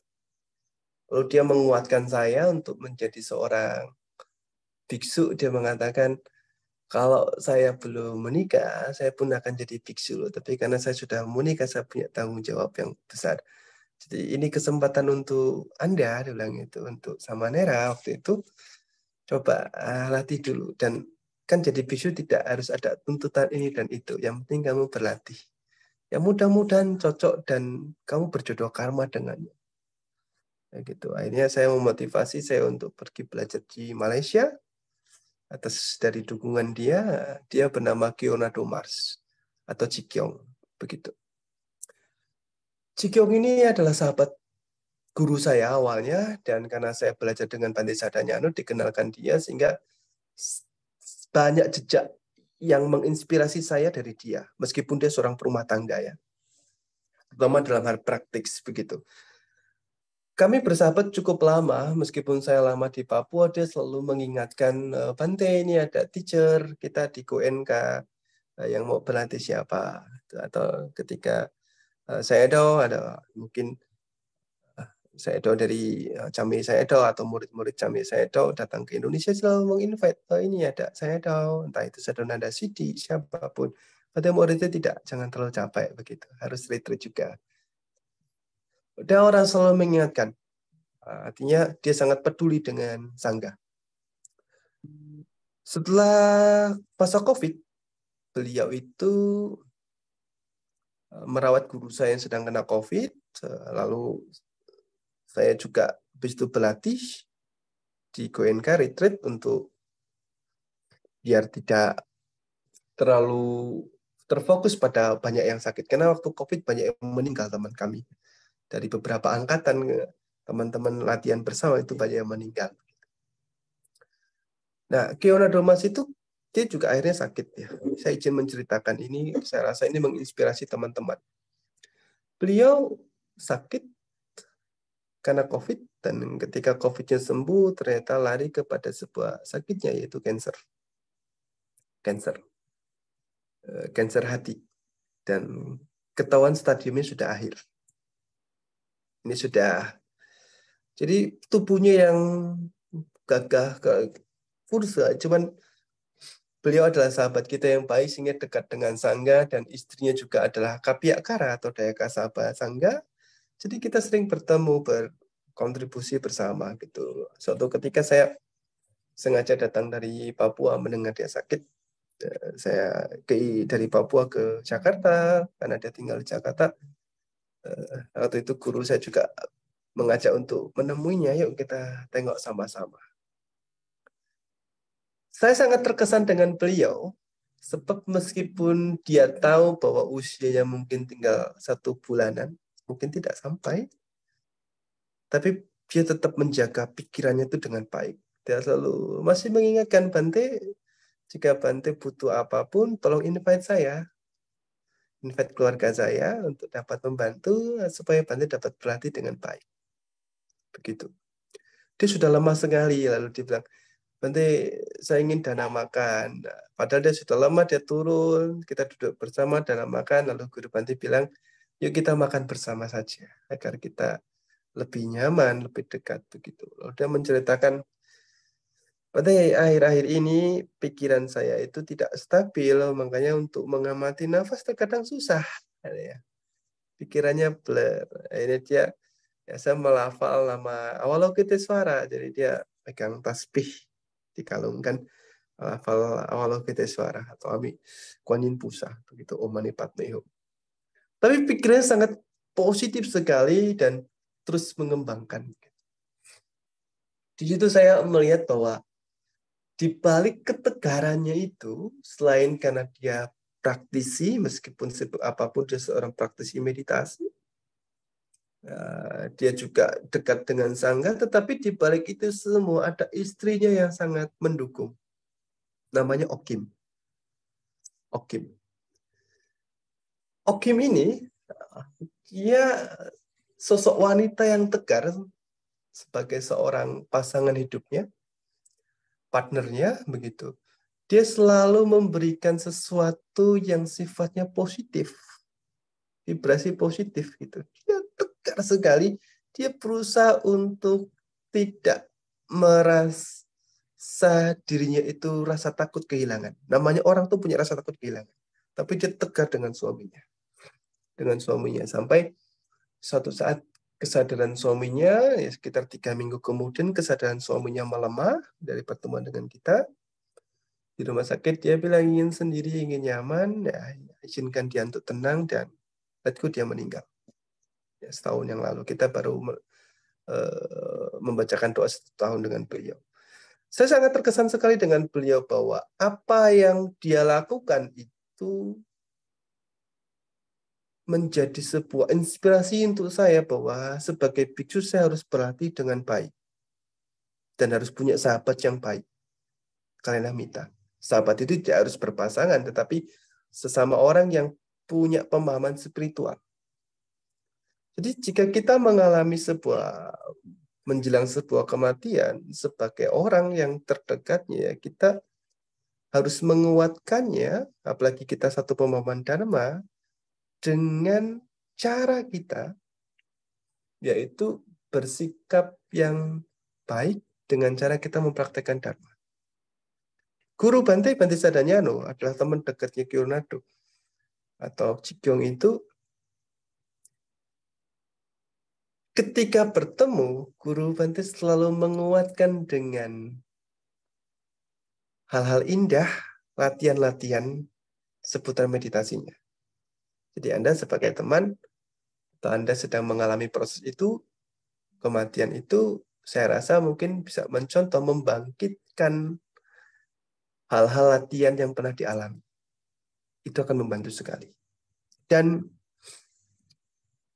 kemarin waktu saya ke Jakarta, saya diajak Guru Bante bertemu Ibu Prasna Paramita, dia pencipta lagu. Saya tidak tahu apakah di sini ada keluarga atau tidak ya. Jika ada mungkin Bante izin bercerita. Ibu Prasna itu usia 95 tahun dan sudah tidak bisa apa-apa berbaring. Keluarga sudah, ya jalan terbaik bagaimanalah. Akhirnya mengundang kami sebagai sahabatnya, sebagai sangga, begitu.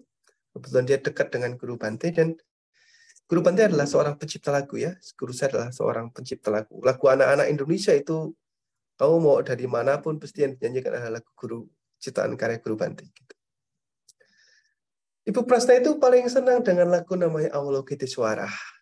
Meskipun dia pencipta lagu, tapi dia juga senang guru Avalokiteswara karya Guru Bante. Begitu.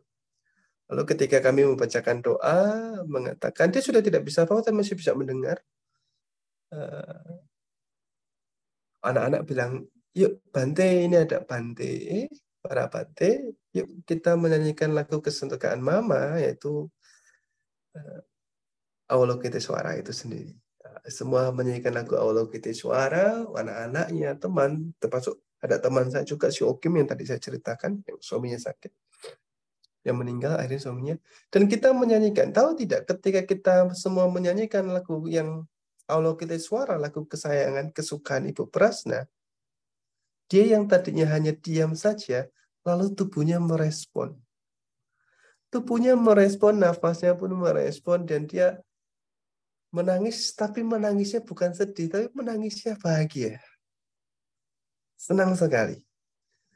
Saya sebagai anak muda, biksu muda, melihat hal ini, saya memperhatikan sekali bahwa ternyata ketika seseorang itu mengalami sebuah kematian, kita sebagai sahabatnya, sebagai keluarganya, apapun itu, mengingatkan hal-hal baik yang pernah dialaminya.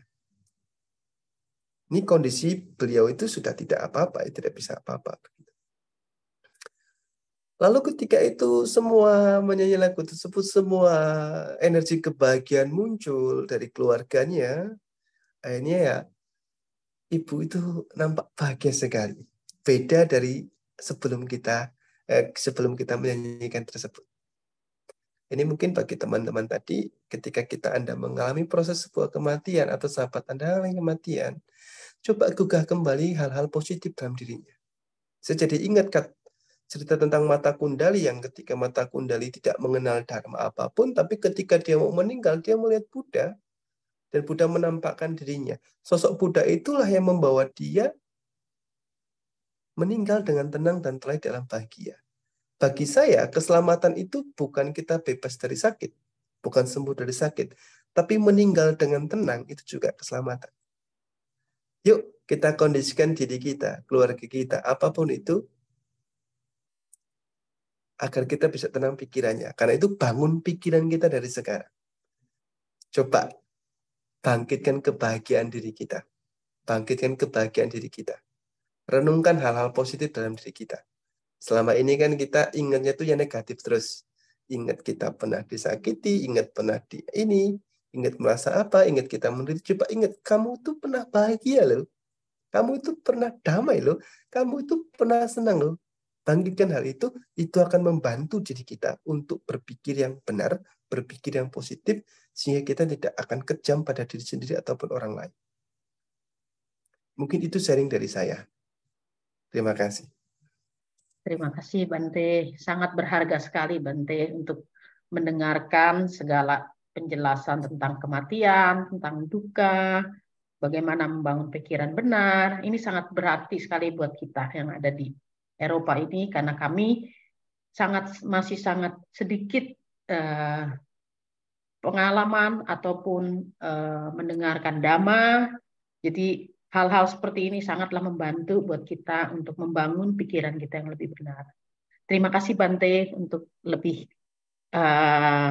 berharga, waktu yang berharga ini buat kami. Tapi sebelum saya menutup Bante, kita masih ada satu orang untuk bertanya. Apa masih bisa Bante? Silakan, tidak apa-apa. Oke. Kita Kalau gitu teruskan. kita akan lanjutkan pertanyaan dari Jamie. Silakan Jamie untuk bertanya pertanyaannya untuk Bante. Selamat malam Bante, terima kasih Cume.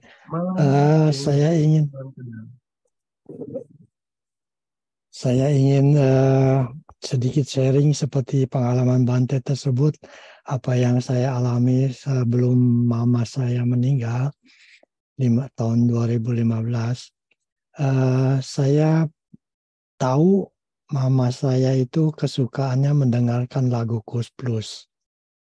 Mama saya itu sudah tidak bisa bergerak sama sekali, dan saya mohon pada teman saya untuk dikirimkan lagu Kus Plus melalui WhatsApp. Dan saya putarkan di telinganya. Mama saya itu sudah tidak bisa bergerak, tidak bisa senyum segala macam. Setelah mendengar lagu Kus Plus tersebut, seakan-akan bibirnya bergerak ingin tersenyum. Begitu saja Bante. Terima kasih. Ya, terima kasih Pak Zemi atas sharingnya. Ini sangat bermakna sekali bahwa memang begitulah kita. Kita itu sebagai manusia itu harus diingatkan bahwa kita punya kenangan indah, punya kenangan kebaikan, dan kita sebagai manusia harus bercermin agar kita membangkitkan itu pada diri kita, bahwa kita punya kebahagiaan. Terima kasih, Zemi, sharingnya. Terima kasih Bante. Bagaimana mungkin ada teman-teman lain yang sedikit mau bertanya ataupun sharing? Kira-kira kita masih punya 10 menit ya Bante? Atau kurang lebih ya Bante ya? Jadi bagaimana teman-teman mungkin ada yang sedikit mau bertanya atau mau memberikan sharing, pengalaman?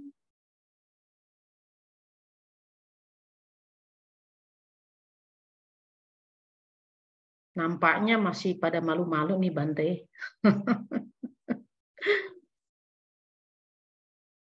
Mungkin sambil sedikit ada waktu, saya mungkin ada sedikit mau bertanya, mungkin ada sedikit, ada pertanyaan ini Bante. Bagaimana sekarang keadaan Ibu Prasna Bante? Itu pertanyaan dari Vian. Mungkin Bante ada sedikit informasi. Ya, kabar yang Bante dengar Ibu Prasna saat ini dalam kondisi yang stabil, yang sama, meskipun masih dalam berbaring begitu.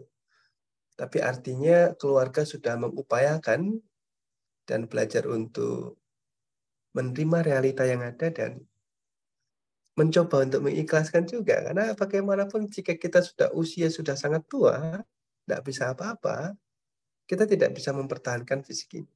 Jadi terakhir yang kemarin dari kabar teman-teman ya, Ibu Prasna ya tetap sama dari kondisi fisiknya seperti itu, tapi ada rasa yang berbeda dalam yang dirasakan oleh keluarganya.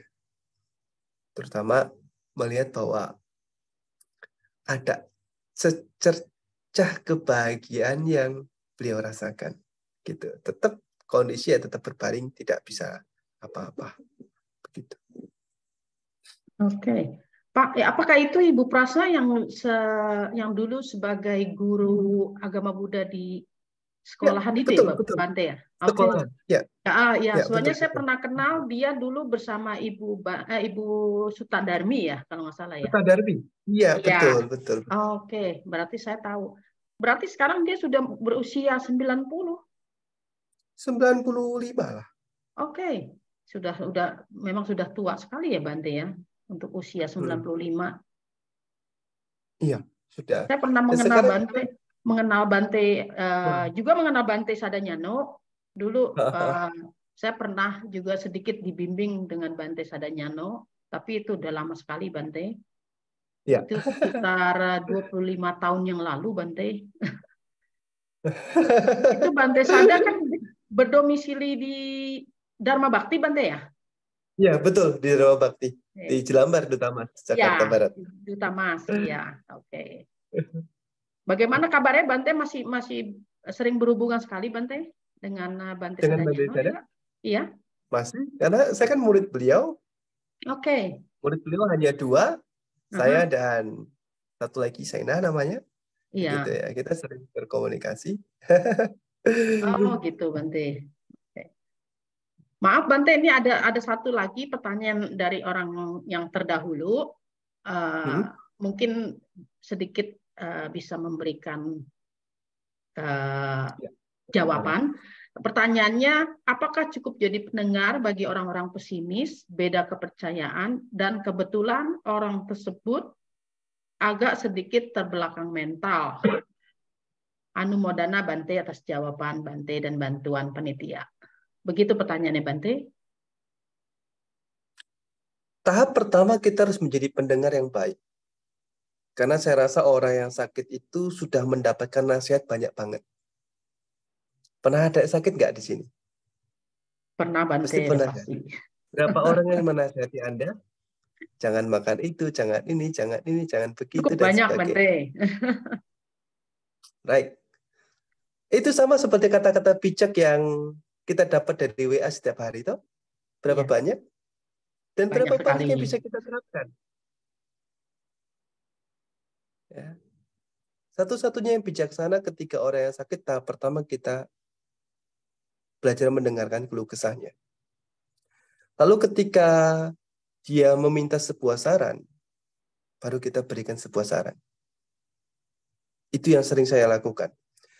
Saya belajar untuk tidak mau menggurui siapapun jika saya tidak diminta sebuah saran. Sebab saya merasa, ini interpretasi saya ya, tanda kutip tidak ngambil dari kitab apapun. Karena sekarang zaman medsos itu kadang ini dan itu. Saya belajar untuk belajar mendengar. Karena saya paham betul bahwa saat ini yang kita butuhkan itu sesuatu yang nyata, terutama karena kita sudah lelah banyak berbicara. Banyak dan sebagainya. Banyak orang itu kan suka berbicara tapi sulit untuk mendengar. Kita itu sering sekali mengocehi anak-anak, tapi ketika anak-anak mau ngoceh ke kita, kita nggak mau mendengar. Itu realitanya loh.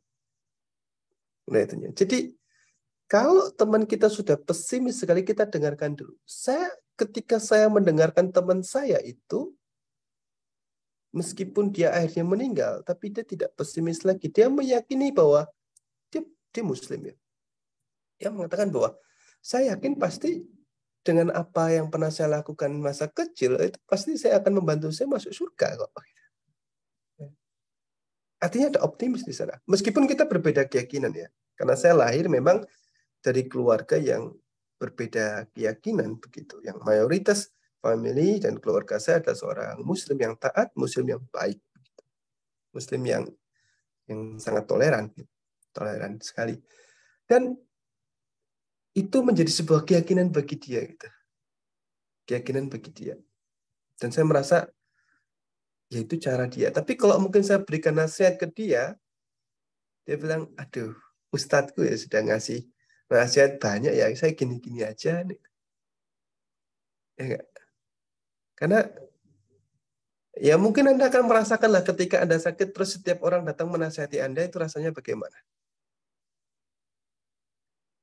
Boring tuh. Rasanya bersyukur. Itu boring sekali, sama seperti saya buka WA tiap hari, setiap orang kirim kata-kata mutiara. Bagi saya, aduh, sebenarnya orang yang tepat untuk menjalankan kata-kata mutiara tersebut ada penulisnya. Karena ketika kata itu berulang, kata itu berjalan seiring waktu, seseorang yang paling tepat menjalankan kata-kata itu adalah diri kita sendiri yang memberikannya. Itu sih saran saya. Dan bagi teman-teman mohon hati-hati sekali ketika teman Anda sedang sakit, jangan mudah untuk menasihati Anda. Kenapa? Karena yang dia rasakan berbeda dengan Anda. Yang Anda ngomongnya itu enak banget karena Anda tidak merasakan. Ya ini memang hidup itu anicca ya. Kamu harus belajar untuk menerima bahwa hidup itu akan tua, sakit, dan mati. Kamu ngomong masih sehat. Tetapi yang mengalami proses itu berbeda. Berbeda. Ini kita penting sekali di situ. Penting sekali. Makanya saya selalu menanamkan dalam hati saya, ketika menghadapi orang yang sakit, saya belajar untuk tidak segera ingin memberikan berkomentar kata-kata mutiara, berkomentar kata-kata indah atau menasihati. Karena dunia kita itu dunia perkomentaran. Kan banyak dari kita itu, teman kita belum selesai ngomong saja, kita sudah ingin menanggapinya. Toh? Itu ciri kita. Ciri kita seperti itu. Jadi mohon sekali teman-teman, bagi Anda yang punya teman yang sakit, ya mohon sekali, Bante mohon untuk menunjang kesehatannya agar dia lebih positif, bangkitkan saja kebahagiaan dengan mendengarkan, ajak dia untuk mengingat kembali. Ajak saja, kita dulu pernah ke sini loh. Saya sering, dulu kita pernah disengat lebah loh, gara-gara kita tuh ngerusak sarangnya itu, kita cepret-cepret pakai karet, kita akhirnya masuk puskesmas karena mukanya itu bentel-bentel semua. Dia ketawa gitu. Karena yang namanya kenangan itu, nostalgia itu akan indah pada ketika kita sudah tua gitu. Ketika kita sudah tua, ya dulu kita dipukul guru kita kan. Dipukul guru kita waktu kita mengalami itu kan sakit. Tetapi saat ini kita mengingatnya kembali, kok indah loh, rasanya kepingin ketemu guru itu lagi kan itu. Sesuatu apapun kalau sudah jadi kenangan itu akan indah kok jika kita membangkitkan dengan baik. Jadi itu saran Bante. Ya, itu cara saya yang mungkin Anda bisa terapkan. Saya tidak bisa mengatakan bahwa ketika kita nasihati itu akan membantu. Tidak semua kata-kata itu dapat membantu. Sebab apa? Apa yang dia rasakan berbeda dengan kita yang sehat. Terima kasih. Oke, terima kasih Bante. Terima kasih. Mungkin saatnya kita sudah di ujung acara karena jamnya sudah menunjukkan jam 12. Untuk itu saya mewakili tim IBI, saya sangat berterima kasih pada Bante yang sudah memberikan waktu pada hari ini, memberikan dhamma yang sangat berharga buat kita semua, membangun bagaimana cara pikiran kita untuk menjadi benar dan positif. Ini sangat berharga buat kami. Terima kasih Bante. Sebelum kita melanjutkan Bante, mungkin Bante ada acara tertentu yang mungkin Bante harus meninggalkan tempat. Untuk itu juga kami persilahkan. Sebelumnya mohon untuk kita foto bersama. Oh iya Bante, maaf Bante. Sebelum kita menutup acara, silakan. kita akan mengadakan foto bersama. Maaf Bante. Tidak apa-apa, tidak apa-apa. Sebentar. Bentar, saya harus buka.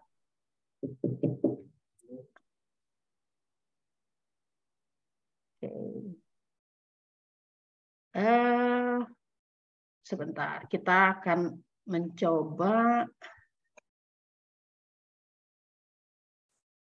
untuk sedikit sesi. Ya, oke, saya sudah bisa. Oke, kita akan membuat sedikit foto. Bagi yang belum membuka videonya bisa membuka sekarang untuk kenang-kenangan kita. Saya akan hitung selama sebentar. Oke, kita akan membuat foto ini sebentar. Saya sedikit ada. Ya, oke. Siap-siap ya. 1, 2, 3. Saya lihat dulu apakah fotonya jelas. Oke. Kita sekali lagi ya Bante. Oke, 1, 2, 3. Iya. Sebentar. Oke. Jelas sekali fotonya. Terima kasih Bante untuk waktunya. Semoga Bante nanti tidak bosan ya Bante untuk memberikan dhamma buat kami Bante. Mungkin ada sesi berikutnya jika Bante bersedia mengisi kembali. Baik, terima kasih. Jika ada pertemuan lagi, jika pas Bante bisa, pasti Bante akan sharing ya. Terima kasih banyak. Terima kasih Bante untuk waktunya. Karena ditunggu nih, sudah diketok pintu. Oke. Oke, Bante. Terima kasih Bante. Namo Buddhaya, Bante. Namo Buddhaya. Bante izin end ya. Ya, Bante. Terima kasih. Oke, selanjutnya kita akan saya juga berterima kasih untuk para donatur dan teman-teman yang sudah berkenan pada hari ini bersama IBI mendengarkan dhamma dengan Bante Badrasunanda.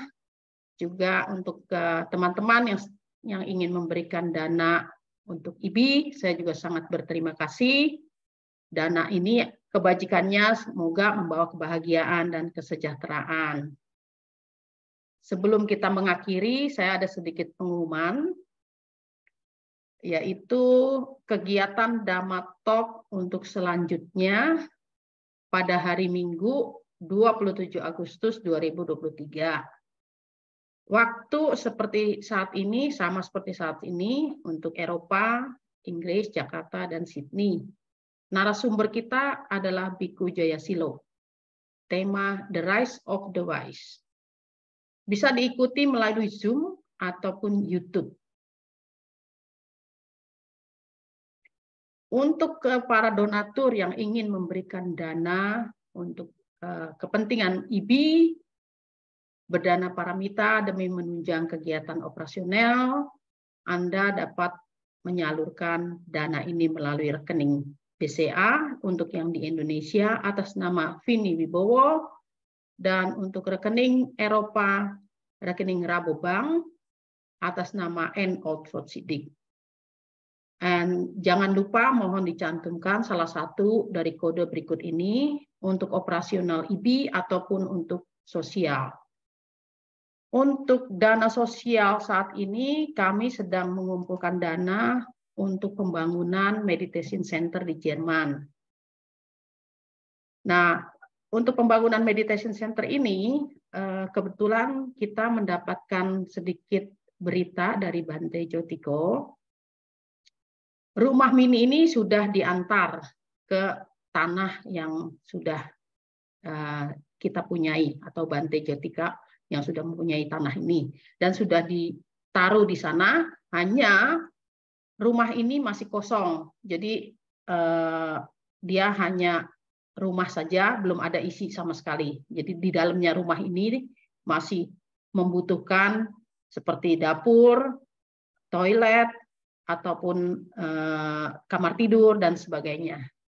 Untuk itu kami juga membantu Bante untuk mengumpulkan dana untuk membantu pembangunan tersebut sampai selesai. Dana yang dibutuhkan itu sebetulnya sudah mencapai lumayan cukup untuk pembangunan gedung ini. Cuman masih banyak pembangunan dalamnya yang harus kita isi, seperti yang tadi saya sebutkan, seperti dapur, WC, kamar mandi, dan sebagainya. Namun biayanya tidak sebesar 63.000 lagi. Mungkin nanti akan saya kabarkan di acara berikutnya berapa perkiraan dana yang masih dibutuhkan.